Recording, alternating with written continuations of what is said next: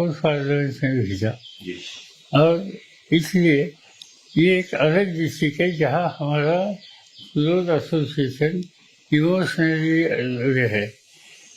और एक बार ऐसा ही हुआ कि मेरे नेतृत्व पर हमारी पार्टी लड़ रही थी सब लोगों के खिलाफ, इवन कांग्रेस के खिलाफ।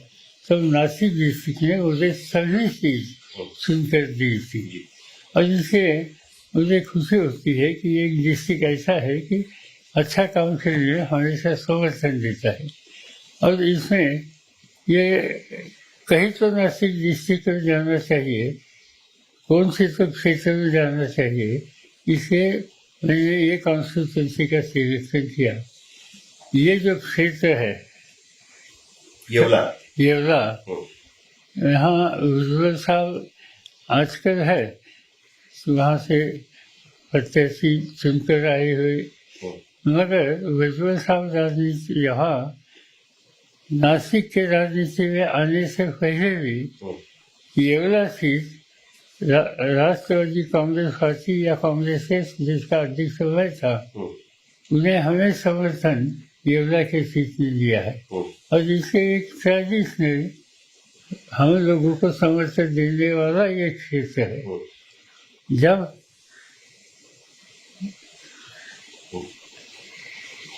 भुजबल साहब यहाँ से चुनकर जा नहीं सकते थे, यहाँ इनकी स्थिति फेवरेबल नहीं थी मुंबई में, तब तय किया कि उनको सेफ कॉन्स्टिट्यूंसी कहाँ दे सकते हैं। तो वो सेफ कॉन्स्टिट्यूंसी येवला है। तो मतलब पार्टी ने उनको येवला कॉन्स्टिट्यूंसी दी थी, उन्होंने भी मांगी थी और पार्टी ने उनको सेफ कॉन्स्टिट्यूंसी दी और वहाँ से वो चुनकर आ गए। आज मैंने शुरुआत इसलिए की कि जब कोई एक समस्या पैदा होती थी पॉलिटिकल राजनीति, तब जो क्षेत्र अच्छे क्षेत्र है हमेशा समर्थन देते हैं, इसमें येवला है, इससे हमने येवला से शुरुआत की। आज की स्थिति लेकिन अलग हो गई है सर। आज सबसे ज्यादा आप पर अगर कोई अटैक कर रहा है तो वो छगन भुजबल कर रहे हैं। उस दिन भी उन्होंने अपने भाषण में आप पर अटैक करने की शुरुआत छगन भुजबल ने की।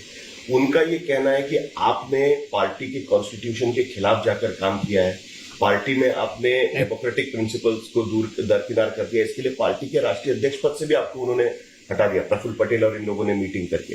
अब भुजबल साहब ये कह रहे हैं कि जो आपने बोया है वही आपको उसका सामना करना पड़ रहा है। आपने कई बार जो यू टर्न लिए पॉलिटिक्स में, उसकी वजह से ये सारी चीजों का आपको फेस करना पड़ रहा है।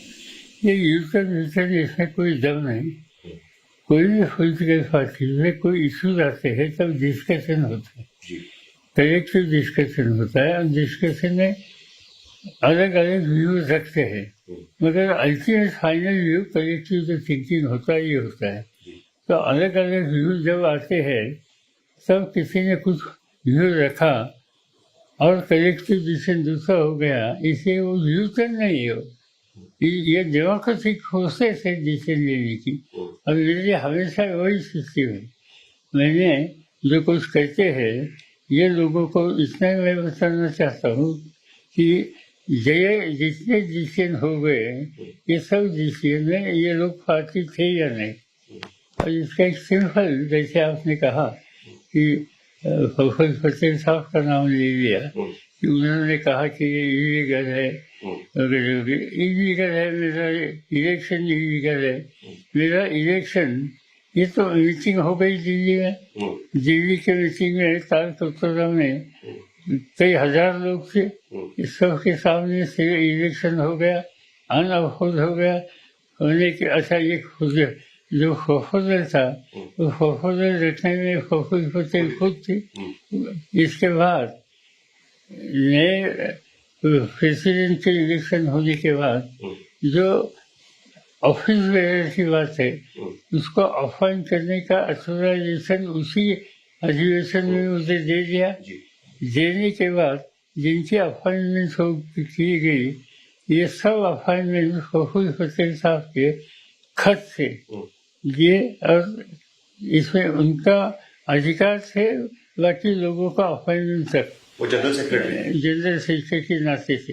ये सब जो उन्होंने डिसीजन ले लिए ये क्या अनकॉन्स्टिट्यूशन से किसने किया? आपने किया। आपको इधर से जीत के हमने, ये बात सच है, मगर तब ये कॉन्स्टिट्यूशन थी। आज क्या हो गया? ये सब अनकॉन्स्टिट्यूशन सब हो गए। जो दिख रहा है उस दिन के भाषण हमने सुने, उसमें उनका ये कहना था कि बीजेपी के साथ आपने 3 बार बातचीत करने की कोशिश की, 2014 में, 2017 में, आपके कहने पर वो बातचीत करने गए और उसके बाद आपने अचानक डिसीजन बदल लिया, उसकी वजह से लॉस ऑफ फेस।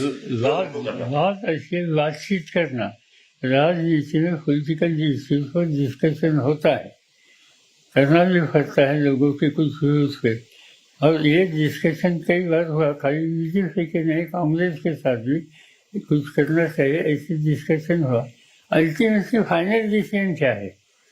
एक फाइनल डिसीजन उसका कभी हुआ नहीं, कांग्रेस के साथ हुआ, बीजेपी के साथ कभी हुआ नहीं।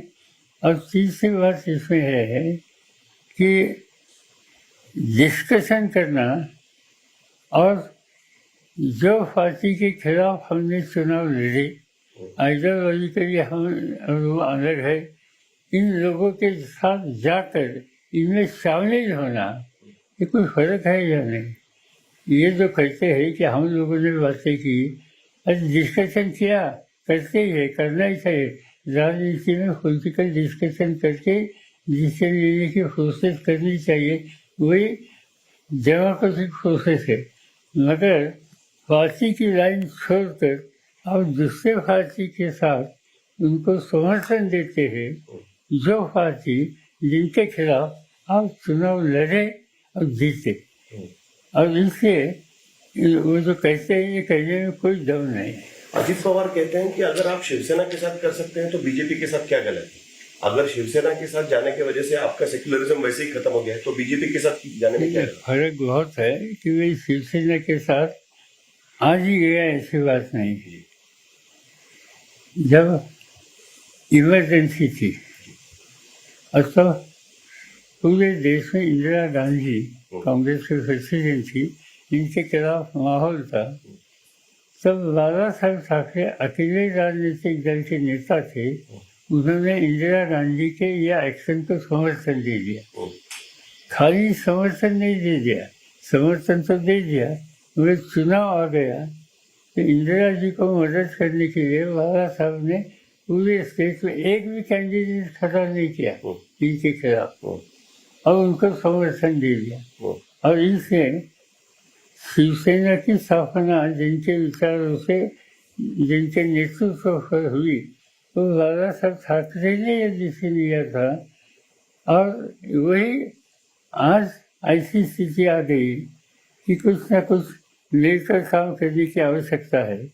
तो कांग्रेस, बाला साहब ठाकरे की पार्टी, उद्धव ठाकरे की पार्टी और एनसीपी, तीनों ने मिलकर कुछ कदम उठाए, प्रोग्राम तय किया इसमें, और बीजेपी के साथ जाने में जमीन आसमान का फर्क है। वो कह रहे हैं कि दोनों में एक ही बात इसलिए है क्योंकि सेक्युलरिज्म तो आपने छोड़ दिया, शिवसेना भी हिंदुत्ववादी पार्टी है, बीजेपी भी हिंदुत्ववादी पार्टी है।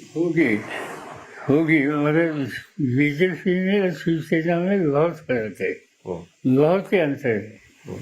उनके हिंदुत्ववाद में भी अंतर है, उनके इसमें भी अंतर है। कहीं हिंदुत्ववाद ये सब लोगों को गलत रास्ते पर ले जाने का मामला है, दूसरा कुछ नहीं। दूसरी सर एक बात बहुत अचरज की लगी कि इतने साल के बाद पहली बार अजीत पवार आपके खिलाफ इस तरीके से बोलते हुए नजर आए। उन्होंने सीधे आरोप लगाया कि आप वंशवाद को बढ़ावा दे रहे हैं, वो आपके बेटे नहीं है, इसके लिए उनको मौका नहीं मिल पाया, उनमें सारी काबिलियत थी लेकिन मौका उनको नहीं मिल गया। क्या ये एक सक्सेशन वॉर की वजह से हुआ है? क्या उनको वो जो कह रहे हैं उसमें उसके बारे में आपको क्या लगता है? ये तो मैं इससे ज्यादा कुछ कहना नहीं चाहता। परिवार का जो इश्यू है वो परिवार के बाहर ज्यादा डिस्कस करना मुझे पसंद नहीं, मगर सिर्फ इतना एक फैक्चुअल पोजिशन दिखाना चाहते हैं कि अजीत जी को शुरू में मिनिस्टर ऑफ स्टेट कुछ डिपार्टमेंट की जिम्मेदारी मिली, इसके बाद मिनिस्टर की मिली, और मुझे याद नहीं मगर 3 या 4 बार उनको justice deputy chief minister. Deputy chief minister का मौका उनको पार्टी ने दे दिया। वो कहते हैं सोफिया के बारे में ये कंपैरिजन देखिए कि एक को 3 या 4 बार डेप्यूटी चीफ मिनिस्टर, एक बार मिनिस्टर, और दूसरे को एक भी पोजीशन ऐसी नहीं दी कि जो ऑफिशियल। भारत सरकार में मिनिस्टर बनाने का जब मौका एनसीपी को मिला, यूपीए की सरकार में, यूपीए इसके पहले, तो इसमें सूर्यकांत पाटिल को मौका दे दिया, जो आपकी सांसद थी नांदेड़ से, सांसद थी, तब सूफिया सांसद थी। दूसरे बार जब मौका मिला एनसीपी को, तब हमारे Sangma, one of the founder, इनकी लड़की को मौका दे दिया, अगाथा संगमा, अगाथा को। तब सूफिया फादर में थी। तो इससे एक बात साबित हुई, अच्छी से बात, प्रफुल्ल पटेल को मौका दे दिया, मगर सूफिया को दिया नहीं। प्रफुल्ल पटेल साहब की बात तो ऐसी है कि उनकी इनसी गवर्नमेंट में when he lost the election, Lok Sabha का चुनाव जब आ रहे थे, चुनाव हारने के बाद उनको मौका दे दिया था। तो इसलिए, और ये सभी समय में तब सूफिया नहीं थी, मगर सूफिया बाकी तीनों तरफ में जब थी, तब उनको कुछ मौका नहीं दे दिया, बाकी लोगों को मौका दे दिया था। तो यह आरोप अचानक क्यों लगा रहे हैं? किस वजह से ये पहली बार देखा जा रहा है कि पवार परिवार के अंदर कोई ओपन आरोप लगा रहे हैं? बात सिर्फ ये है कि इसमें बीजेपी के साथ जाने की बात है। ये सब जो बन रहा है, जो बोल रहे हैं, ये जो कुछ एक्शन ले रहे हैं, इसका गेम प्लान बीजेपी हेडक्वार्टर से तैयार हुआ है। और वो जैसे कहते हैं वैसे हमारे साथी देते, इससे ज्यादा कोई दूसरी बात नहीं है। वो तो कह रहे हैं कि आपको तो रिटायर हो जाना चाहिए था, 83 साल की, आप रुक जाइए अभी। कितनी बार आपको समझाया गया? सुप्रिया ने आपसे बात की, वो आपने कहा, वो सुप्रिया सुले ने उनको कहा कि देखिए वो तो सुनने को तैयार नहीं है। 83 ईयर्स में भी आप इस तरीके से बाहर निकल रहे हैं, काम कर रहे हैं, आपको रिटायर हो जाना चाहिए बोल रहे हैं। काहे के लिए रिटायर हूँ? मैं काम कर सकता हूँ, काम करने की उम्मीद है, काम करने की ताकत है, तो क्यों? मैंने तय किया था, रिटायर होने का। तब पूरी पार्टी मेरे ऊपर प्रेशर आने के लिए या फिर विद्रोह। अब 2 तारीख की घटना की बात कर रहे हैं, 2 मई की बात कर रहे हैं। ये याद नहीं मुझे, मगर पूरी पार्टी जगह जगह पर, डिस्ट्रिक्ट में, तहसील में रोने लगे लोग। इतना दबाव मेरे ऊपर डाला कि मत छोड़ो।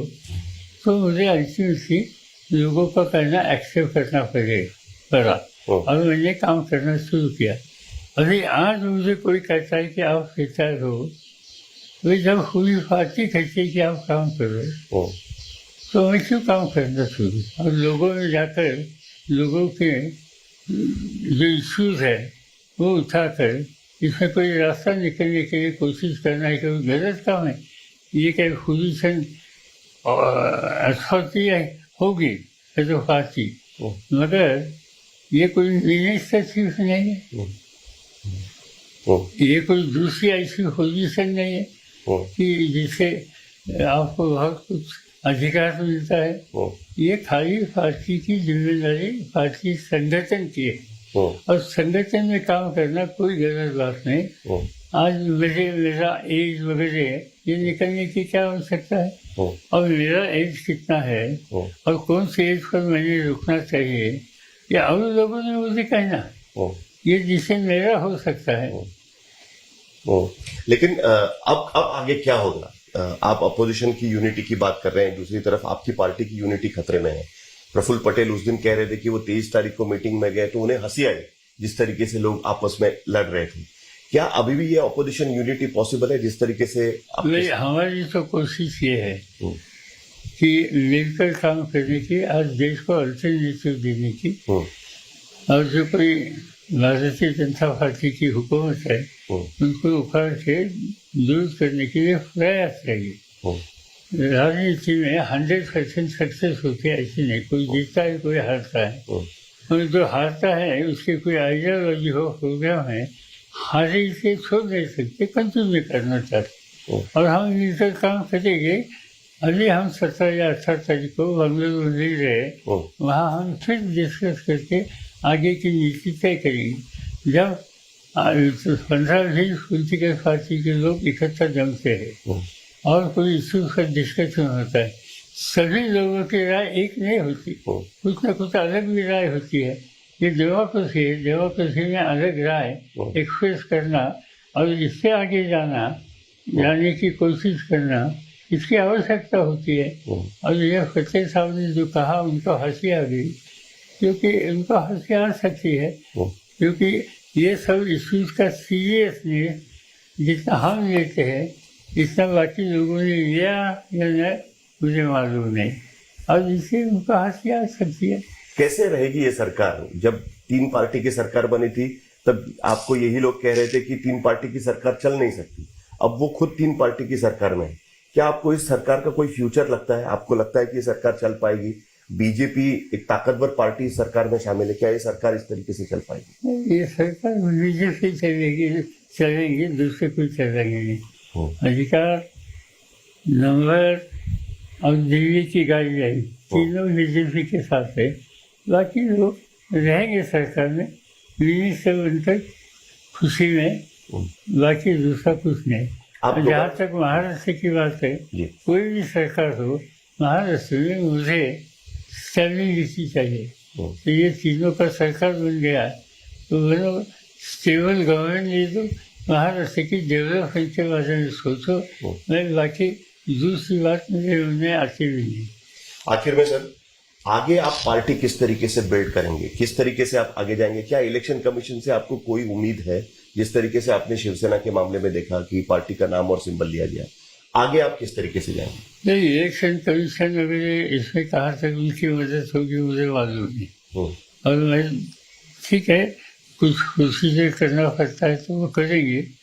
और मेरे पर्सनली नई जो पीढ़ी हजारों की संख्या में जगह जगह पर तैयार होती है, इन लोगों को साथ लेकर पार्टी मजबूत करना ये मेरा फर्ज रहेगा। और मैं यही काम करूँगा, दूसरा कुछ काम नहीं करूँगा। आपके लिए बहुत बड़ा झटका ये, आपके बहुत नजदीकी। उस दिन प्रफुल्ल पटेल कह रहे थे कि वो आपका साया थे। अजीत पवार आपके साथ में राजनीति में, उन्होंने आपके सचमुच में अगर किसी ने उंगली पकड़कर राजनीति में कदम रखा है तो वो अजीत पवार ने रखा हुआ है। क्या आपके लिए बहुत बड़ा झटका था पर्सनल लेवल पे कि आपके सबसे नजदीकी? नहीं, पर्सनल लेवल बिल्कुल नहीं, क्योंकि ऐसी स्थिति मैंने 1, 2, 3 बार देखी है, सहन की है, रास्ता निकालना है। ये बात सच है कि नजदीक के लोग जिनके चुनाव के लिए हम सब लोगों ने मेहनत की, महाराष्ट्र की जनता ने ताकत दे दी, इन लोगों को नज़रअंदाज करके कुछ गलत रास्ते पर जाने का काम उन्होंने किया। इसका मुझे दुख है, बाकी मैं चिंतित नहीं हूँ। इससे आगे जाकर पार्टी कैसी खड़ी करना, ये नक्शा मेरे दिमाग में खुला है और मैं काम करना शुरू करूँगा। इन किसी के खिलाफ बोलूँगा नहीं, सिर्फ नई लीडरशिप कैसी तैयार होगी ये देखूँगा। सर, बहुत बहुत शुक्रिया, आपने हमसे बात की। आज इस एज में आप जिस तरीके से बाहर निकलकर प्रचार कर रहे हैं, हो सकता है कि आपको नई पार्टी बनाने का मौका भी उसमें मिले। बहुत बहुत शुक्रिया सर, आपने हमसे बात की। आप कहते हैं अच्छी बात है। एक बात आपके सर, एक सेंटेंस के बारे में मैं नाराज हुआ आपसे। जी सर। क्या आप बोलते हैं कि इस एज में, इस एज में क्या ठीक है, एज है कोई 80 वर्ष की।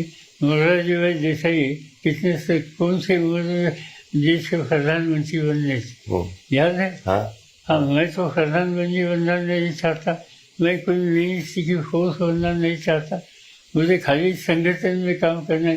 तो कहाँ एज आएगा?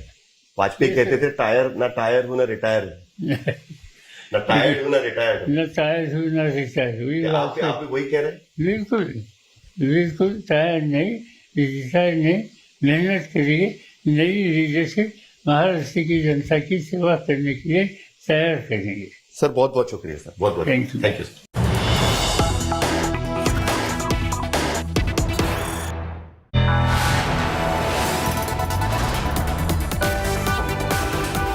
You are watching India Today.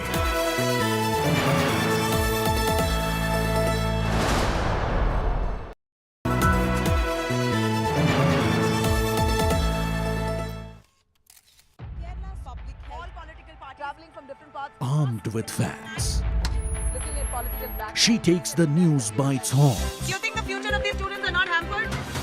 Fierce, bold and direct, setting the tone for the biggest stories from every corner and every angle. Expect nothing but the unfiltered truth. News first, niceties later. Watch me, Nabila Jamal, on India Today.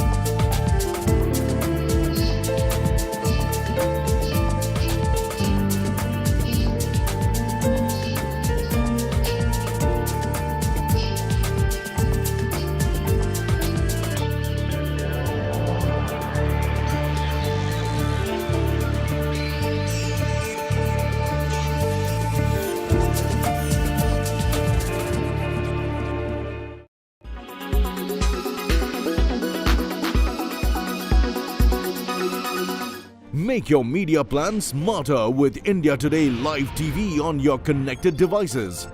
Amplify your brand with 100 million smart internet viewers. To advertise, mail us at sales@aajtak.com. Why does this happen? Let me tell you the science behind it.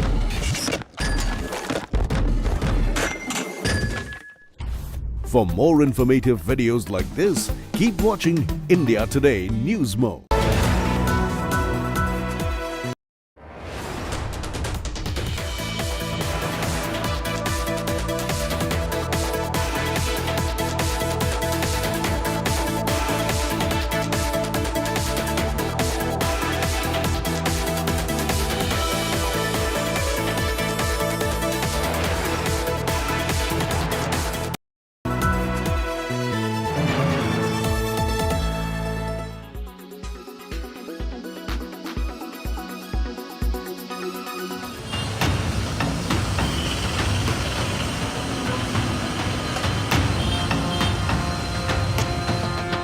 India's Silicon Valley and Karnataka's capital Bengaluru is a crumbling mess. The IT city is plagued by traffic jams, frequent waterlogging, potholed roads. The list of woes is long and has been begging attention for years now. But Karnataka's politicians have bigger concerns to address, like how to get through a highway toll plaza in comfort. Assembly Speaker U.T. Khadir on Thursday suggested that the National Highways Authority of India should create a VIP lane for MLAs and former MLAs. Seniors XML are told in the NHA guidelines policy, where they have got already an emergency and representative lane is there. In that MLAs and other names are specified. XMLAs are not specified. We are also respected and dignified and and aged also. So for us also you should consider the request. Demand for a VIP lane for MLAs and former MLAs came after Congress MLA PM Narendra Swamy claimed harassment at a toll plaza. Pass is issued. It is not for everyone. Pass is issued to the elected representatives only. When the treatment of those toll guys are like this, can you ask us to behave gently with them? The speaker's demand for a separate lane triggered sharp reactions. The BJP pointed out that a VIP lane for lawmakers already exists. Already there is a VIP lane. Already there is a VIP line. Who should be allowed in that VIP lane is important. Probably in this direction, the ambulance and the VIP line has been already created. So only thing is, who has to be included, has to be looked into it. Probably let us see what Honorable Speaker has been suggesting. BJP MP Tejasvi Surya called the Congress elitist for seeking a VIP lane. Karnataka PWD minister has denied any plan to add more VIP lanes. ಮಾಡ್ಬೋದು. ನಾವು ಎಕ್ಸ್ಪರ್ಟ್ನ ಕೇಳಿ ಮಾಡ್ತೀವಿ. ನಾವು expert ನೇಮಿಸ್ತೀವಿ. ಮತ್ತು ಯಾವ್ದು ಸೇರಿಸ್ಬೇಕು ಯಾವುದಿಲ್ಲ ಅಂತ ಎಕ್ಸ್ಪರ್ಟ್ ಕಮಿಟಿ ಮೇಲೆ ನಿರ್ಧಾರ ಮಾಡ್ತೀವಿ. ನಾವು ಮಂತ್ರಿಗಳು ಮಾಡಲ್ಲ. The Karnataka Speaker's demand for separate lane for MLAs at toll plazas has reignited the debate on the VVIP racism that pervades the system. Bureau Report, India Today.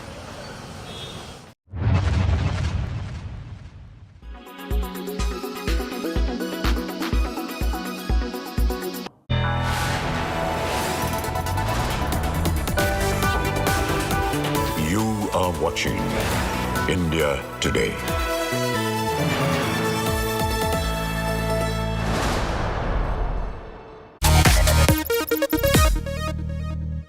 When we talk about innovation in the tech world, smartphones, consumer tech, a lot of people say innovation has stalled. And then every now and then, we have a disruptor that comes in and genuinely innovates. That company happens to be Nothing. Literally, that's the company's name. And the man behind Nothing, an absolute genius, entrepreneur, the man, the myth, the legend, Carl Pei is with me on Tech Today. Carl, what a pleasure to have you on the show. Great to be here. Carl, welcome to India, first of all. And we're going to get into some Indian flavors very shortly. But before we do, you've been here over the years with several brands. Now, when you set up Nothing, and with this upcoming launch, the Phone 2, what does it feel like being here in India? It feels great. I was thinking the other day that it almost feels like another home. You know, the first time I visited, it was such a foreign place, but I've come here so much over the years. I actually, when we first set up the previous company here, I lived in Bangalore for a month. Really? So I've been here so much that it almost feels like home. I know what to order in the restaurants. I know which restaurants to go to, which hotels to stay at. Feels good. All right, so we brought you to a particular hotel because we believe in Atithi Devo Bhava in India and we value our guests. And the best way to value a guest is to get you a good meal. So we're going to get you one of the best meals here in capital city, New Delhi. You're going to tell us about your India visit, what's happening with Nothing Phone 2, how you're building on an ecosystem, and also talk about your journey because you have quite a fan base here in India. Carl is quite the rock star amongst us tech enthusiasts and lifestyle brands as well. He's got a fashion statement that he's going to talk about very shortly with us. But Carl, tell me one quick thing before we enter our lunch meal. And this is a very important question. The question happens to be, do you like Indian food? I love it. Awesome. We're going to get inside and continue this conversation on Tech Today. Let's go. After you.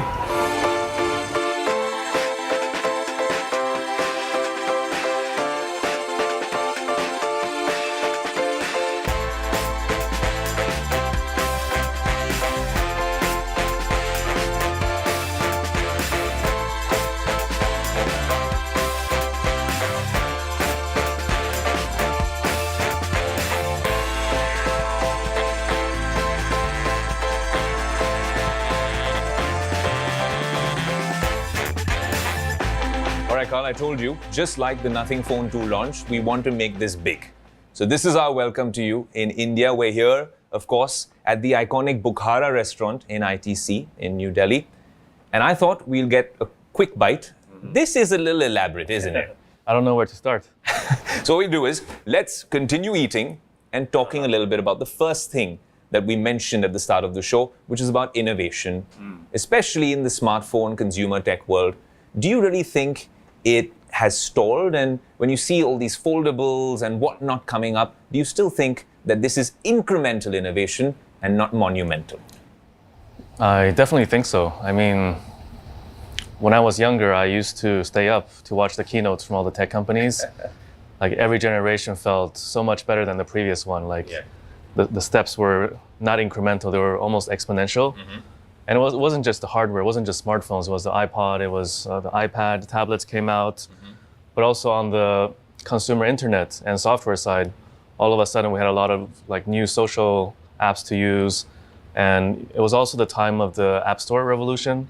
So a lot of apps you could download and try every day. So it just felt like at that moment in time, 10, 15 years ago, that things were just improving really quickly. And then in the last couple of years, say 5 years or so, it's gotten very incremental. Every year, let's make the camera slightly better, a little bit bigger, battery a little bit better, tweak the icons a little bit. Sure, there's a foldables thing now, but I think ultimately it's a bit in the news, but ultimately it's going to be a very niche product. It's good that some people are building it, but if you look at how the foldables are evolving, they're all the same again. That's true. All the foldables look very similar. If you don't see the logo anymore, you hide the logo on the foldables, I don't think a consumer can really tell them apart. So it's safe to say that nothing isn't launching a foldable anytime soon. Not anytime soon. I don't think it's like, I don't think consumers walk around saying, hey, I wish my phone could fold. I think it's an innovation that the manufacturers are pushing onto the consumer. It's interesting you mentioned that you stayed up for so many keynotes. I still do that because that's... You still do that? I have to do that. Unfortunately, I run a tech show and a team that's very enthusiastic about it, but we're also very excited about your keynote that's coming up with the Phone 2. And coming to the Phone 2, Carl, when you launched the Phone 1, it was a mixed bag of reviews. Now you have the Phone 2 coming. We have a few details about it. Well, some of us have been using it as well, but I can't reveal too much. What I can say is Snapdragon 8 Gen 1, a good battery, and there's a huge focus on the cameras. You said, well, cameras are getting slightly better, but when we compare it to the Phone 1, I think there is a monumental change. But I want to understand the rationale for you to go with a Snapdragon 8 Gen 1 chip instead of the Gen 2, because you're a marketing genius, but in consumer tech, everyone says flagship, top of the line, top dollar with the flagship chips. You've taken a conscious decision. Why so?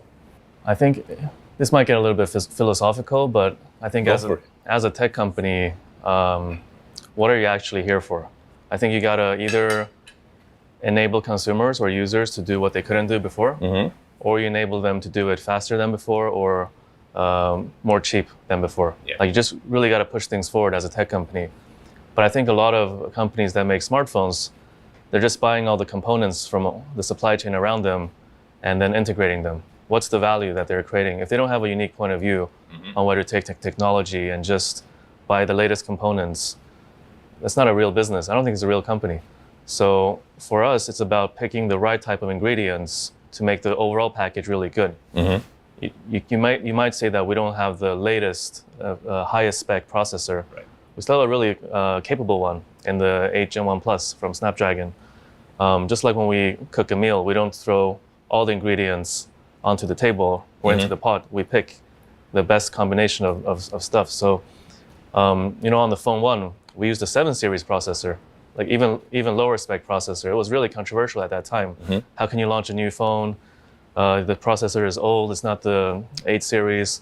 But actually, we made it perform better than a lot of phones with the 8 series because it's not just about the hardware. A lot of it is about the tuning of the software and how you really make use of the hardware. So I think people got to look at the whole picture and not just at one spec. Make tech fun again. Now that's something that's germane to all of us on tech today. When we launched this show, we said that there's so much clutter even in the tech content space over here.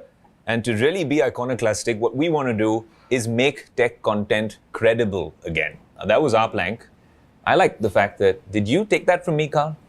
I don't believe so. I'm messing with you. But making tech fun again, that's something we've been waiting for while you do savor the dal as well. And the dal makhani is quite an iconic dish, something we wait for days to have when we're at home. Oh, really? It's good to welcome you with Let's that. try it. But what I was trying to say, Carl, is that making tech fun again, has that been an incredible challenge for you, especially you were obviously working at OnePlus. You made it perhaps one of the most aspirational rivals to Apple, and in terms of what they've done with an iPhone. You build a community, you build that trust, you walk away one day, you head to London, you have investors all across Europe, and then you set up nothing. Was that honestly a challenge, given the fact that you did this, one, in the pandemic, two, with a lot of baggage from the amazing work you've done from before, but here it could obviously affect you differently. And then the fact that you need to innovate in a space where suppliers, investors, no one really sees light at the end of the tunnel.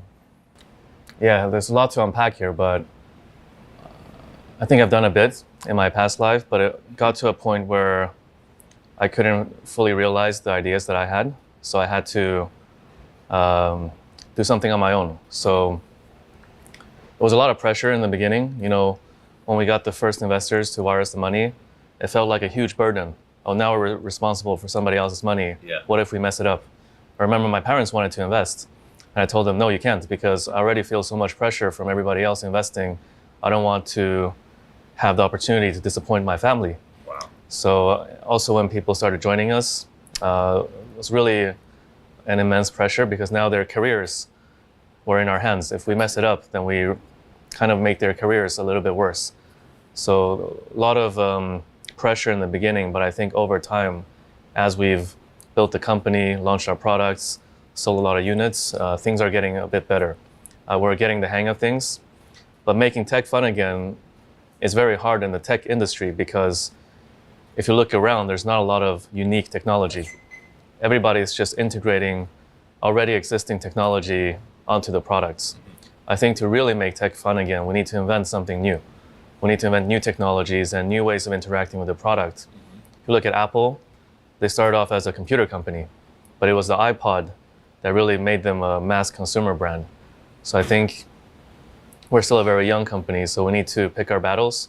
There's only so much we can do, but when the right time comes, we really need to invent something different and new.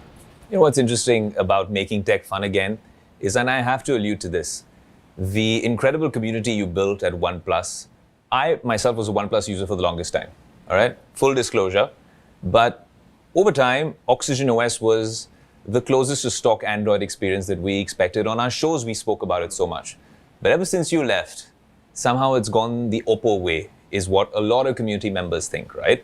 It's a lot more like Color OS, and some of the things that worked for it earlier aren't necessarily working for it now. When you look at Nothing OS, it's a very fresh take on what Android can be, on what an operating system can be. Is that something, firstly, I want to understand what your thoughts are on how Oxygen OS has evolved ever since you moved on to bigger things, and then how you view Nothing OS in light of that change. I haven't been paying a lot of attention to Oxygen OS, but from the comments I read online, people are more or less happy with it. So I'm sure there's consumers that like what they're doing. For us, I think we need to take what's good. And I think what's really good is a focus on the foundations of OS, like the animations to make it look really smooth, the performance, the battery life. There's a lot of smart things going on in the background when you're not using your phone to optimize it and to make it easier to use, to make it faster, more smooth. I think that we got to keep. We call it fast and smooth, right? We got to keep that part. But I think we need to introduce more innovation and more new ideas. And when we do that, not everything is going to work immediately, but we got to keep trying. So for us, we believe that the mobile OS hasn't really advanced since the App Store. App Store came out in 2008. Before the App Store, when you bought a phone, you just had X amount of features. After the App Store, you bought a phone, you had infinite features because you just download new apps for different use cases, and there'll be new apps uploaded all the time. So it allowed you to kind of expand your usage indefinitely. But I think what happened after that was all the smart people, they went to making apps. And the apps try to make you stay as long as possible inside of them so they can make more money off of you. So we get really addicted to our phones today, like when we're scrolling our social media. You know, for me, sometimes I need to do something with work on my phone. So I unlock my phone, but first I just got to check my Instagram. And then after scrolling a bit, I forgot what I was going to do. Yeah. And I talk to friends and they're kind of similar. That's true. And our feeds are all kind of algorithmic. So if we have similar interests, we kind of see the same stuff on social media. So I think it's making us kind of dumb. So the idea we have beyond just fast and smooth and the basics is how do we take some of that control that the app developers have wrangled into their hands and give it back to the consumer. And I think the Glyph interface plays a key part with that as well in terms of not being distracted all the time. Yeah, so the Glyph interface is one example. Put your phone down, but still have control of what's important. You can set people that are important to you. You can set apps that are important to you. Some apps, if they have a progress bar, like Zomato or Uber, you can see where it is without checking your phone. So that's one feature that enables you to be more intentional about your smartphone use. But we have more software features as well in the OS on the front. It's interesting. You mentioned two startups which are doing well here in India, and you seem very glued into the India story. And there's a big India element when it comes to the Nothing Phone 2 as well, with manufacturing happening in the southern parts of India. What are your views on India and how have they evolved, Carl? Because you've been visiting for a while with other brands as well. You built a community for another brand. Now you're building it over here in India. One, in terms of the importance of building a community in a country like India, where people are very price conscious, very discerning. And two, also, how has the Indian consumer really evolved over the past decade, perhaps? I think first it was more about just tapping into this market and selling products, and then came the local manufacturing part. And I think the next stage will be, how can we make this a hub for the entire world for exporting products? I think that's the transition that our entire industry is going through in India. As for the consumers, I think they've always been very demanding. It's like some of the most vocal consumers online on social media, and I don't think that's changed. But the competition is a lot higher. So when we launched OnePlus before, we had good value for money, good spec, good price. It was quite unique back then. But today there's many options if that's all you're looking for. So with Nothing, we're trying to do something a little bit different, trying to have a more clear idea of where we want to take the industry and be more unique in our approach to our products and our software. I think overall I think the India market will be really important because we're seeing right now the macroeconomics are not good globally. Yeah, but still in India, we don't feel a recession. The economy is still growing. And there's a lot of youth population, very tech savvy. So we see it as one of our most important strategic markets. We see Apple also coming in quite aggressively.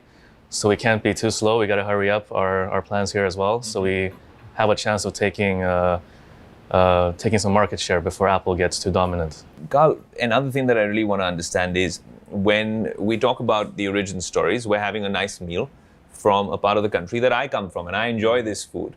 For you, it's been an interesting story, right? Growing up in Sweden, then obviously working at several tech companies across Asia.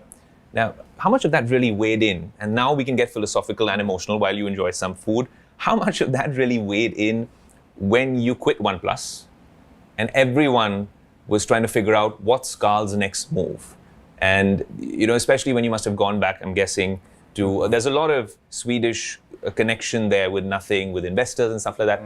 How much of it was, hey, let's go back home and figure out my next move and then announce it to the world? It might have looked very intentional how everything unfolded, but it was actually quite organic. I thought that because I was working so hard on the previous company that I wanted to take half a year off to travel the world because I never really got the opportunity to take an extended vacation.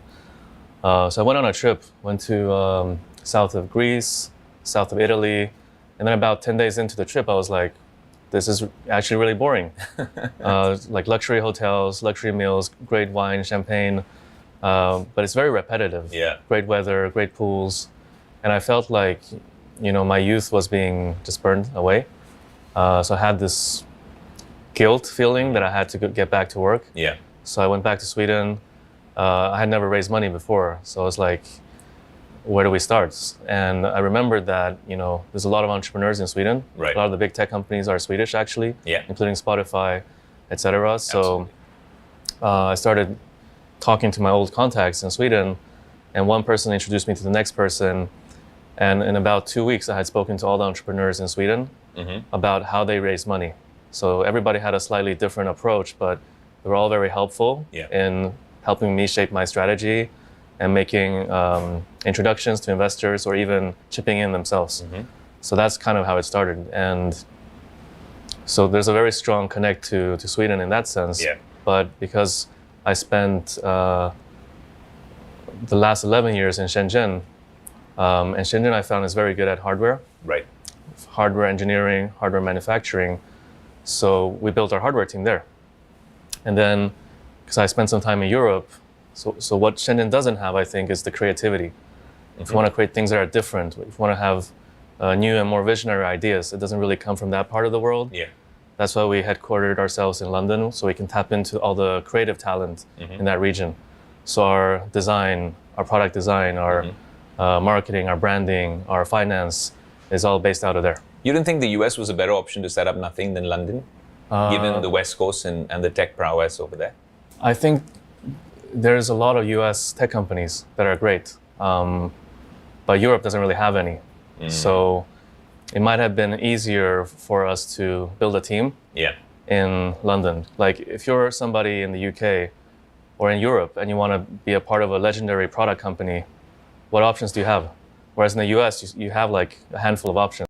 So I thought from a talent perspective, it would be easier out of Europe. And I have a European kind of background. It's closer to my family. So that's why we chose London. Fair enough, Carl. Also, when we talk about, we're charting out the global map out there, and I hope you're enjoying the meal. Did you like the paneer?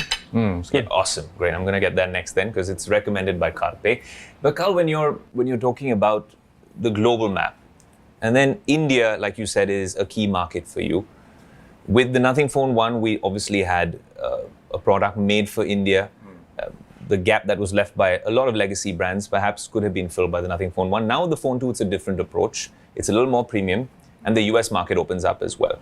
750,000 devices sold for the Nothing Phone 1, something like that, maybe a little more, if you can correct me if I'm wrong. With the US market opening up